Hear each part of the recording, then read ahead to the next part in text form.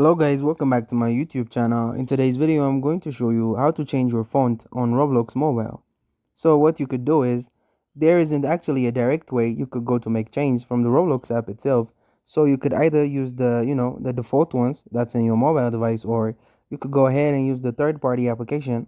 Now, if you want to go with a third-party application, then you could enhance your in-game text by copying and pasting the styles font using Unicode characters.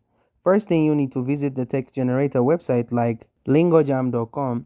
So what you want to do is you simply want to open up the browser and type in lingojam.com, and here you could find a list of available options.